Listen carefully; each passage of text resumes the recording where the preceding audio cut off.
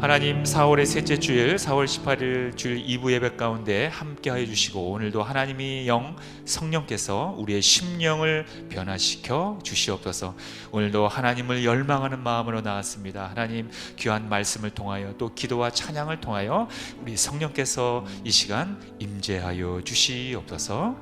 감사드리며 예수님의 이름으로 기도하옵나이다. 아멘. 자, 오늘 함께 은혜 받으실 말씀은요, 시편 145편 8절과 9절 말씀입니다. 성경책을 보시면서 또는 우리 화면을 보시면서 구약성경 시편 145편 8절과 9절 말씀을 우리 함께 합독하겠습니다. 시작. 야훼는 은혜로우시며 긍휼이 많으시며 노하기를 더디하시며 인자하심이 크시도다. 야훼께서는 모든 것을 선대하시며 그 지으신 모든 것에 긍휼을 베푸시는 도다. 아멘. 자, 저는 오늘 방금 읽은 시편 145편 8절과 9절 말씀을 통해서 오래 참으시는 하나님이라는 제목으로 함께 말씀을 나누겠습니다. 여러분, 우리는 신앙생활을 하면서 참 이 사명이라는 말을 참 많이 듣습니다. 또 내가 그렇게 말하기도 합니다. 사명이란 무슨 뜻입니까? 심부름 사자, 목숨 명자, 직역하면 심부름을 받은 목숨이다, 이렇게 얘기합니다. 이것을 우리가 쉽게 얘기하면은 하나님께서 우리에게 일을 맡기셨다, 심부름을 시키셨다는 것입니다. 우리는 심부름 받은 목숨이라는 거예요. 하나님께서 우리에게 무언가 맡기신 일이 있다는 것입니다. 임무가 있다는 것입니다. 하나님께서 우리에게 맡기신 일 또는 맡기신 임무, 이거를 우리는 사명이라고 이야기합니다. 하나님께서 우리에게 사명을 주시면 우리는 사명을 받았다, 이렇게 이야기합니다. 또 하나님께서 우리를 부르시는 것을 소명했다, 이렇게 또 말씀합니다. 또 우리는 부르심을 받았으면 소명받았다, 이렇게 말합니다. 하나님께서 우리를 부르시는 이유, 즉 소명하시는 이유는 사명을 주시기 위해서 우리를 소명하시는 것입니다. 이렇게 소명과 사명은 그러한 차이점이 있습니다. 그런데 의외로 많은 성도님들은 이 사명이라는 것은 어떤 나와는 별개라 생각을 하며 조금 이렇게 부담스럽게 생각하는 분들이 있다는 거예요. 나는 사명과는 예외라고 생각하는 분들이 있다는 것입니다. 이 사명을 받은 사람들은 어떤 특수한 은사가 있거나 아니면 목회자들이거나 아니면 하나님이 어떤 특별한 능력을 준 그런 일부의 소수의 사람들만이 사명을 받은 자들이다, 사명자다, 이렇게 생각한다는 거예요. 그리고 그렇게 생각하는 사람들은 신앙생활이라는 것은 그저 하나님이 주시는 은혜와 축복을 통해서 내가 늘 평안하게 사는 것, 그것이 신앙생활이지, 굳이 사명이라는 것은 어떤 특수한 소수의 사람들만이 갖는 것이다, 이렇게 생각을 한다는 것입니다. 그리고 그렇게 말하는 사람들은 사명을 이야기할 때 현실과 너무 동떨어진 이야기라고, 아주 먼 나라 이야기라고 이렇게 또 생각을 한다는 거예요. 그렇게 생각하는 사람들은 지금과 같은 이 경쟁 사회 속에서 세상에 뒤처지지 않고 살아남으려면 일단은 성공해야 된다는 거예요. 일단은 실력이 갖추어져야 된다는 거예요. 그래서 복음을 전하는 그 사명은 내가 성공한 후에, 내가 안정을 되찾은 후에, 내가 어떤 조건을 갖춘 후에 내가 그 복음 전파의 사명을 내가 전하겠다고 이야기들 합니다. 물론 전혀 일리가 없는 말은 아닙니다. 그러나 중요한 것이 있습니다. 복음 전파의 사명은 내 성공이나 실패의 여부를 기준으로 삼을 수 없습니다. 정말 그렇게 본다면, 그게 만약에 기준으로 삼는다면 정말로 이 세상에서 가장 불쌍하고 비천한 실패자 중에 실패자는 아마도 예수님일 것입니다. 왜냐하면 자신의 뜻을 이루기 위해서 결국 이루진 못하고 십자가 처형으로 생을 마감한 그러한 청년이었기 때문입니다. 세상에서 볼 때는 가장 불쌍하고 실패한 사람 중에 하나가 바로 예수님이라는 것입니다. 그러나 예수님은 우리가 알다시피 죽음으로 끝나지 않고 다시 부활하셨습니다. 죽음조차도 예수님을 지배할 수 없었던 것입니다. 우리도 마찬가지입니다. 우리의 사명은 환경이 기준될 수 없습니다. 즉 환경이 지배할 수 없다는 것입니다. 내가 성공을 했든 내가 실패를 했든 내가 어디에 있든 내가 감옥 안에 있든 감옥 바깥에 있든 그것과는 별개라는 것입니다. 우리의 성공과 실패가 사명의 순종을 결정하는 것이 절대로 아니라는 것입니다. 성경은 분명하게 말씀하고 있습니다. 우리가 때를 얻든지 때를 못 얻든지 또는 사나 죽으나 우리는 하나님의 영광을 선포하며 사는 것이 바로 우리의 삶의 본질이라고 성경은 곳곳에서 우리에게 말씀하고 있습니다. 우리가 모든 준비가 다 갖춰져 있고 우리가 부귀영화를 누리며 성공할 때 그때 네가 복음을 전하라 이렇게 주님은 말씀하지 않았다는 거예요. 바울과 실라는 차디찬 감옥에 갇혀 있을 때에도 하나님을 찬양했습니다. 그리고 다니엘도 모함을 받아 사자굴에 들어갈 것을 알면서도 하나님을 향해 예배했습니다. 그리고 사도 바울도 복음을 전하면서 수도 없이 매를 맞고 죽을 고비를 넘겼다고 성경은 기록하고 있습니다. 이러한 성경의 믿음의 선진들은 실패와 그리고 죽음에 가까이 그 환경 속에서도 여전히 그 가운데에서도 세상에 볼 때는 정말로 바보스러울 정도로 실패한 그 환경 속에서도 여전히 하나님의 영광을 선포했고 무엇보다도 자신들의 사명을 생명처럼 최고의 가치로 여기고 순종했던 그러한 사람들이었다는 것입니다.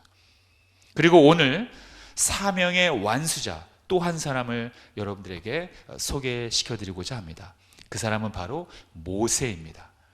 모세는 하나님께서 아브라함과 이삭과 야곱에게 세웠던 그 약속, 하나의 민족을 형성해 주겠다는 그 약속을 지키기 위해서 첫 번째로 세운 지도자입니다. 이스라엘 백성을 430년간 종살이를 하던 그 이집트 땅에서 애굽 땅에서 나오게 했던 그러한 하나님의 위대한 선지자였다는 것입니다. 그런데 그런 위대한 모세가 되기까지는 여러 가지의 과정이 있었습니다.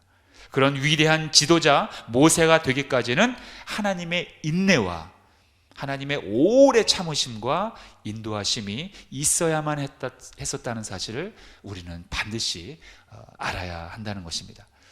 바로왕을 피해서 미디안 땅으로 도망가서 도망자의 신세로 살고 있었던 모세에게 하나님은 불타는 떨기나무 가운데서 나타나셔서 모세를 최초로 부르십니다. 모세야 모세야 이렇게 모세를 부르시죠. 그리고 난 후에 모세에게 사명을 주십니다. 그 사명의 내용은 다름 아닌 애굽 땅에서 고난당하고 있는 이스라엘 민족을 데리고 나오라는 그러한 사명입니다. 이제 내가 너를 바로에게 보내어 너에게 내 생명, 내 백성 이스라엘 자손을 애굽에서 인도하여 내게 하리라. 출애굽기 3장 10절에 모세의 사명을 하나님께서 모세에게 말씀해 주시는 장면입니다. 그런데 이 위대한 이 사명을 받은 모세는 어떠한 반응을 보였습니까? 순종했을까요? 순종하지 않았을까요? 네, 결론은 순종하지 않았습니다. 모세는 거절합니다. 자, 모세가 첫 번째로 거절합니다. 어떻게 거절합니까? 자, 우리 함께 따라 읽겠습니다. 시작. 내가 누구에게 바로에게 가며 이스라엘 자손을 애굽에서 인도하여 내리까? 이렇게 말합니다. 감히 하나님께서 떨기나무 가운데서 나타나셔서 이렇게 아주 멋지게 말씀하시는데 모세는 네, 알겠습니다. 순종하겠습니다. 이것이 아니라 첫 번째로 이렇게 얘기하는 거예요. 내가 도대체 누구이길래 이스라엘 백성을 애굽 땅에서 인도하여 냅니까? 한마디로 겸손을 가장한 거절입니다. 도대체 내가 어떤 인물이길래 하나님 나 아시잖아요. 나 지금 도망자의 신세로 살인자의 그 도망자의 신세로 이 미디안 땅에서 바로왕을 피해서 몰래 살고 있는데 내가 다시 애굽으로 가다니요. 말도 안 됩니다. 내가 도대체 누구이기에 그 일을 내가 행합니까? 이렇게 모세는 거절을 한다는 것입니다. 여러분, 우리의 모습은 어떻습니까? 우리도 살아가면서 이러한 비슷한 일들을 종종 겪게 됩니다. 누군가에게 어떤 부탁을 받게 되면 그 일을 하기 싫을 때가 있어요. 그럴 때 우리는 모세처럼 얘기합니다. 나는 그 일을 하기에 자격이 안 됩니다. 선생님, 다른 사람 알아보세요. 교회도 마찬가지예요. 우리가 어떤 일을, 어떤 봉사의 일이라든가 어떤 일을 맡기게 됩니다. 근데 대부분의 사람들은 나는 자격이 안 된다고, 그 일을 못한다고 거절하는 경우가 참 많이 있어요. 여러분, 교회란 어떤 자격이 돼서 일을 하는 곳이 절대로 아닙니다. 하나님이 보시기에는 이미 우리는 자격 없는 사람들입니다. 자격 없는 사람들을 예수님 보고 우리를 선택하신 거예요. 예수님 때문에 우리를 살려주신 것이라는 겁니다. 우리는 자격 없는 사람들이 모여있는 공동체가 바로 교회라는 것입니다. 모세는 지금 자기 같은 사람은 그런 커다란 일을 못한다고 하나님 앞에 딱 거절하고 있는 것입니다. 자격도 실력도 없다는 것입니다. 그런데 하나님께서는 이렇게 반응하는 모세에게 어떻게 말씀하셨습니까? 그 다음 절에 나옵니다. 하나님이 이르시되 뭐라고 하셨나요? 내가 반드시 너와 함께 있으리라. 이것이 바로 하나님의 답변입니다. 모세가 도대체 내가 누구이길래 거기에 가야 됩니까? 나 아무것도 할 수 없습니다. 그러나 하나님은 이렇게 말씀하시는 거예요. 내가 반드시 너와 함께 있으리라. 여러분, 우리가 살아가면서 하나님의 음성을 많이 듣습니다. 세밀한 성령의 음성을 우리의 마음 가운데 듣습니다. 여러 가지의 말씀이 있습니다만 하나님이 우리를 위해서 하실 수 있는 최고의 말씀이 바로 저 임마누엘입니다. 함께 하신다는 것. 이미 하나님이 우리와 함께 하신다는 것에는 엄청난 것들이 이미 포함되어 있다는 것입니다. 하나님이 함께 하신다면 그 안에 능력이 있고 위로가 있고 치료가 있고 부족함이 없는 거예요. 부족함이 없는 하나님이 우리와 함께 하시는데 우리가 부족할 게 없다는 것입니다. 하나님으로서 우리 인간에게 할 수 있는 최고의 말씀, 최고의 답변은 내가 너희와 함께하마. 바로 그 말씀인 것입니다. 저 말씀 이상으로 우리에겐 더 이상의 축복이 없다는 것을 꼭 기억하시기 바랍니다. 자, 그런데 모세는 이런 하나님의 말씀을 들었음에도 불구하고 참내 두 번째로 또 거절의 의사를 밝힙니다. 이번에는 또 이렇게 얘기합니다. 모세의 두 번째 거절에 나옵니다. 출애굽기 3장 13절에 보니까 모세가 하나님께 아뢰되 내가 이스라엘 자손에게 가서 이르기를 너희의 조상의 하나님이 나를 너희에게 보내셨다 하면 그들이 내게 묻기를 그의 이름이 무엇이냐 하리니 내가 무엇이라고 그들에게 말하리이까. 자, 이게 무슨 말이냐면 쉽게 얘기하면 하나님, 그래요, 하나님 말씀대로 내가 이스라엘 백성들에게 다시 갔어요. 애굽에 갔어요. 그런데 하나님에 관한 말씀을 했을 때 그 사람들이 하나님이 도대체 누구야? 그의 이름이 뭐야? 라고 묻는다면 난 도대체 뭐라고 대답해야 됩니까? 여러분, 모세는 아직까지 하나님이 어떤 분인지 전혀 모르고 있는 상태예요. 지금까지는요. 모세는 하나님을 만난 적이 없었던 사람이에요. 지금 처음으로 만난 거예요. 그러니 알겠습니까? 당연히 모르죠. 하나님이 모세를 만나주시지 않았기 때문에. 이렇게 우리는 하나님이 우리를 먼저 찾아오시지 않으면, 먼저 만나주시지 않으면 우리는 하나님을 알 수가 없습니다. 하나님이 먼저 우리에게 자신을 알려주셔야만 우리는 하나님을 알 수 있는 것입니다. 그것을 하나님이 계시하시다, 이렇게 신학적으로 얘기합니다. 하나님이 먼저 우리에게 계시해 주셔야지만 우리는 하나님을 알 수 있지, 우리 인간 편에서 먼저 알 수 있는 방법은 전혀 없습니다. 우리는 우리가 하나님을 만났다고 얘기하고 내가 주님을 영접했다고 말은 하지만 실제는 하나님이 먼저 우리를 만나주시고 하나님의 성령님을 보내주셔서 우리에게 믿음을 주셨기 때문에 우리가 예수님을 나의 구원자로 영접한 것이지, 우리 스스로의 능력과 우리 스스로의 믿음으로 하나님을 영접한 건 아니라는 것입니다. 하나님은 항상 먼저 우리에게 찾아오셔서 우리의 마음을 노크하십니다. 모세도 마찬가지예요. 모세도 무리한 소리는 아니겠죠. 하나님이 도대체 누구입니까? 분명히 저들이 하나님이 누구냐고 물어볼 텐데 나는 뭐라고 대답해야 됩니까? 이렇게 물어보는 것입니다. 애굽에 있는 이스라엘 백성들 또한 하나님을 잊고 산 지 430년이 지났습니다. 그렇기 때문에 하나님이 어떤 분인지 구체적으로 알지 못했을 것입니다.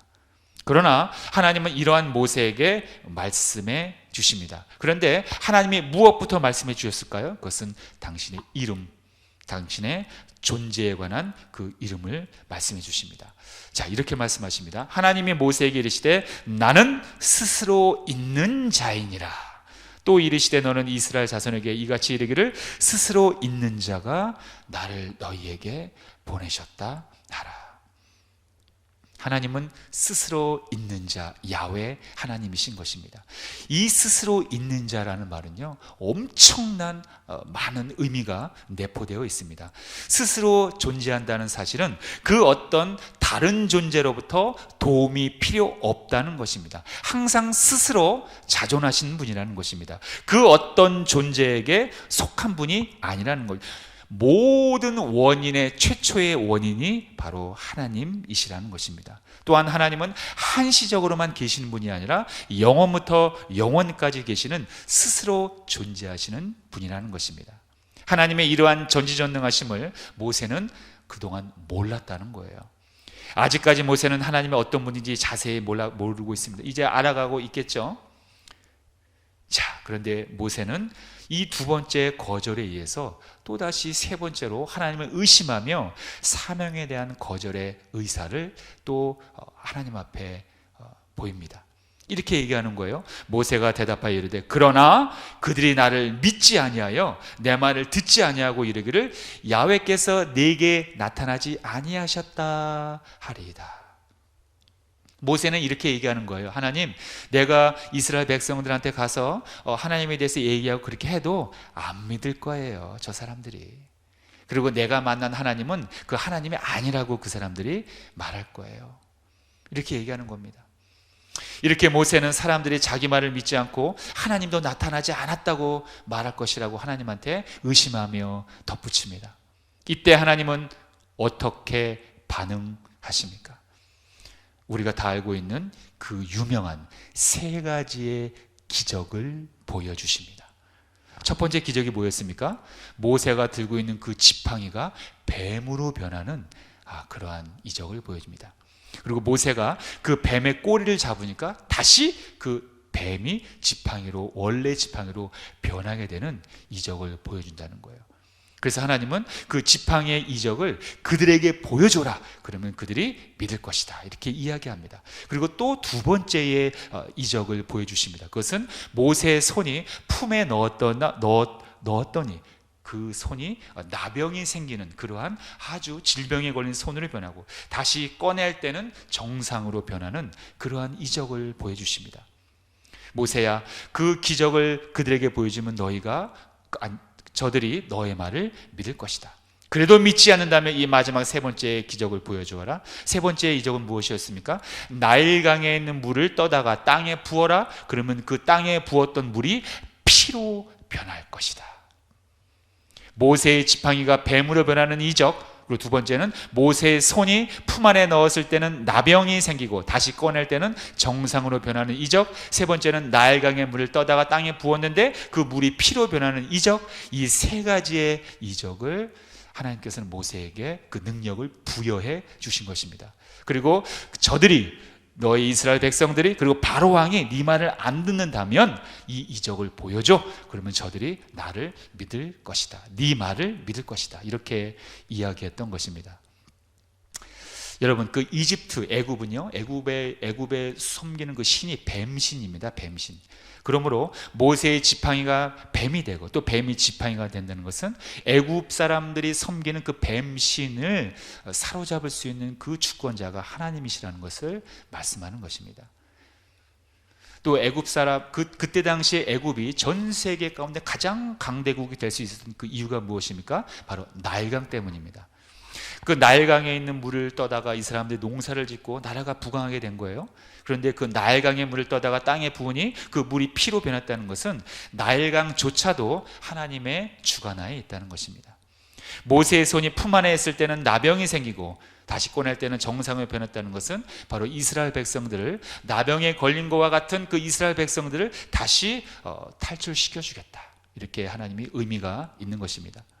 자, 그런데 이쯤 되면 모세는 모든 의심과 두려움을 내려놓은 채 하나님만 의지하며 순종했어야 되는데, 참 모세는 얼마나 배짱이 좋은지 그래도 순종을 안 하고 다시 네 번째로 그 사명의 거절의 의사를 보입니다. 자, 네 번째로 모세는 하나님 앞에 이렇게 거절의 의사를 드러냅니다. 뭐라고 이야기합니까? 모세가 야훼께 아뢰되 오 주여, 나는 본래 말을 잘 하지 못하는 자니이다. 주께서 주의 종에게 명령하신 후에도 역시 그러하니 나는 입이 뻣뻣하고 혀가 둔한 자니이다. 모세는 아마도 자신이 평소에 그 언변에 관해서 컴플렉스가 많이 있었던 것 같아요. 내가 이스라엘 백성들한테 말하려면, 또는 바로 왕에게 가서 하나님의 그 사명의 그 일을 말하려면 그 말을 잘해야 되는데, 하나님 지금 나 아시지 않습니까? 나는 언변이 부족한 사람입니다. 나는 입이 뻣뻣하고 혀가 둔한 자입니다. 말 주변이 없습니다. 말을 뚜렷하게 정확하게 잘 해도 그 사람들이 들을까 말까 하는데, 나같이 이렇게 말 주변이 없는 사람이 가서 말한들 하나님의 사명이 이루어지겠습니까? 빨리 다른 사람 찾아보세요. 능력이 충만한 사람 찾아보세요. 똑똑한 사람 찾아보세요. 많이 배운 사람 찾아보세요. 왜 저같이 말주변 없는 사람 갖다가 왜 하나님이 고생하십니까? 이렇게 말하는 거예요. 여러분, 꼭 우리 얘기하는 것 같지 않습니까? 성도 여러분, 하나님이 우리를 부르셔서 사명을 맡기실 때 막 새로운 능력을 막 갑자기 부어주시면 얼마나 좋겠어요? 그런데 거의 대부분은 그 사람이 본래 갖고 있는 그 성품과 능력을 사용해서 일하는 경우가 사실 거의 대부분입니다. 여러분, 잘 우리가 하나님의 그 섭리를 아셔야 할 부분이 있어요. 사명이란 사명받은 자의 조건에 의해서 이루어지는 것이 아닙니다. 우리의 조건에 의해서 사명이 이루어지는 것이 아니라 사명을 주시는 분의 능력에 의해서 사명이 이루어지는 것입니다. 이걸 우리가 알아야 돼요. 그러므로 사명자는 자신의 능력이 아니라 사명을 주시는 하나님의 능력을 의지해야 한다는 거예요. 이것이 아주 중요한 포인트입니다. 하나님은 모세에게 당신께서 모세의 입을 창조한 그 창조주이심을 오늘 천명하십니다. 그리고 이렇게 거절의 의사로 반응하는 모세에게 너의 그 입술과 너의 입과 내가 함께 하겠다. 그래서 너의 그 할 말을 가르치겠다고 하나님은 다시 답변해 주십니다. 이렇게 말씀하시는 거예요. 이제 가라. 내가 네 입과 함께 있어서 할 말을 가르치리라. 이렇게 말씀하시는 거예요. 여러분, 말 잘하고 똑똑하다고 해서 꼭 하나님의 능력이 임하는 건 아닙니다. 하나님을 의지하는 자에게 하나님의 능력이 임하는 것입니다. 여러분들 하나님의 능력을 받기 원합니까? 그러면 하나님의 그 모든 전지전능하심을 전적으로 의지하시기 바랍니다. 오히려 말 잘하고 똑똑한 사람들은 하나님보다 자기 실력을 더 은연중에 의지하기 때문에 오히려 하나님을 의지하지 않는 경우가 참 많아요. 그렇기 때문에 그러한 사람들은 특별히 겸손하고 조심해야 한다는 겁니다.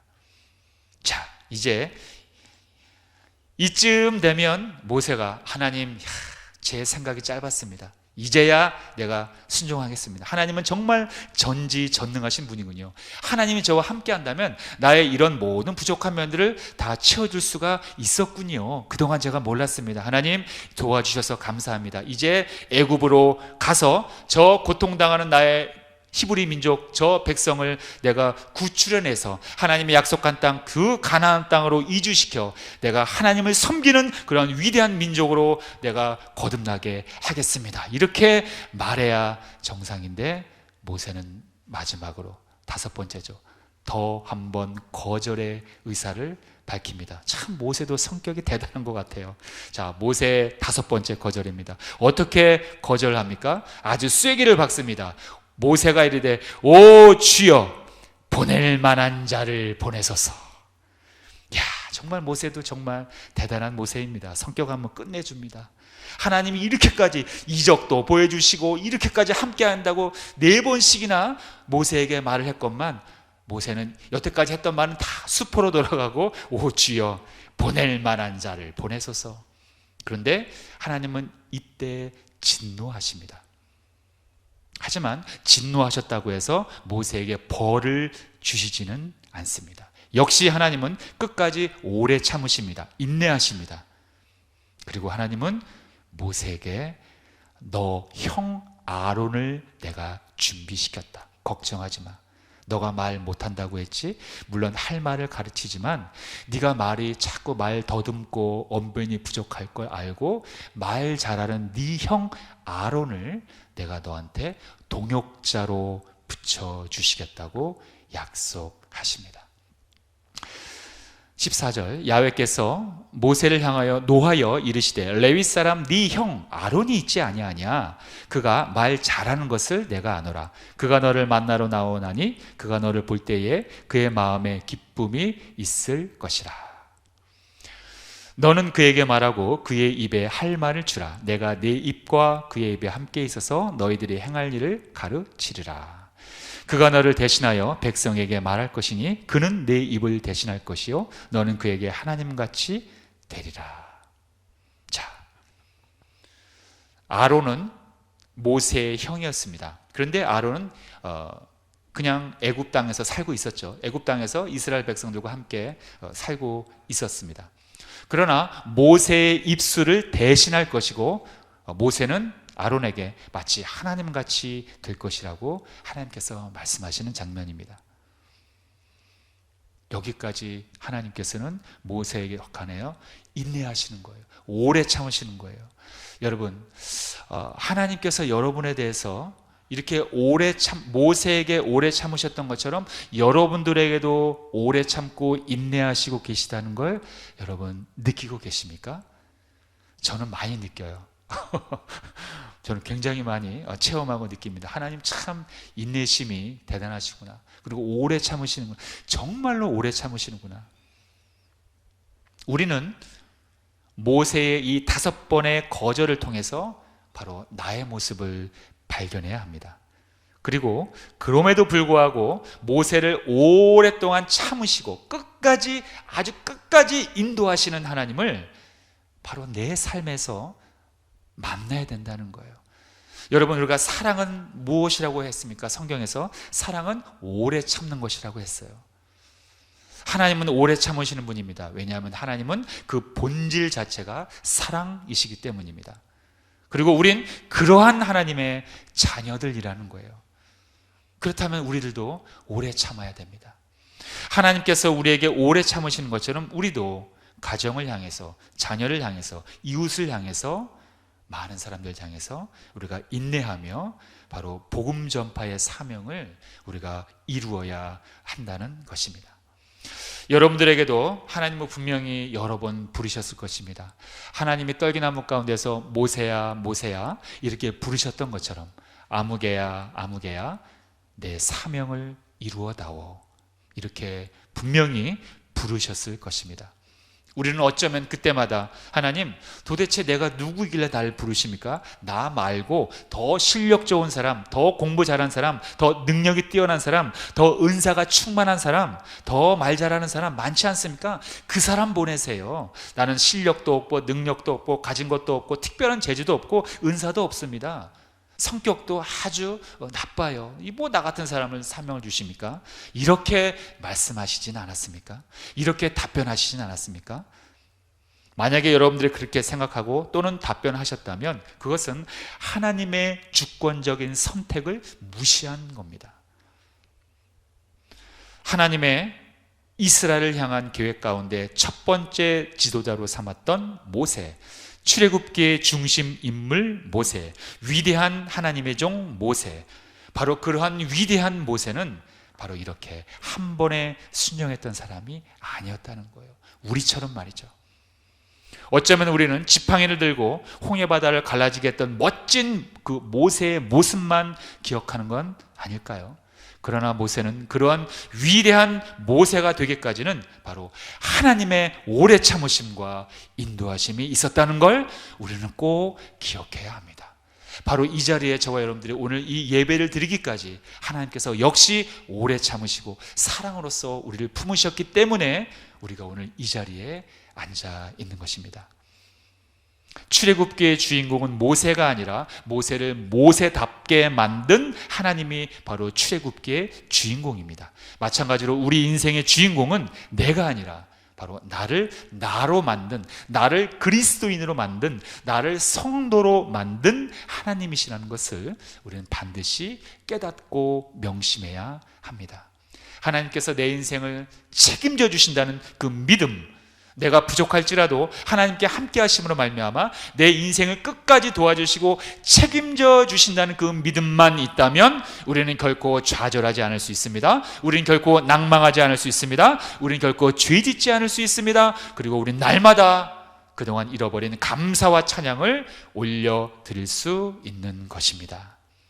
바로 이렇게 우리가 하나님 앞에 예배하며 그리고 하나님이 나에게 맡겨주신 그 크고 작은 각자의 분야에서 각자의 은사에 맞게 각자의 성품에 맞게 하나님이 우리에게 맡겨주신 모든 크고 작은 사명을 우리가 얼마 남지 않은 주님 오시는 그날까지 우리가 잘 감당하시며 살아가는 그러한 저와 여러분들 되기를 주님의 이름으로 축원드립니다.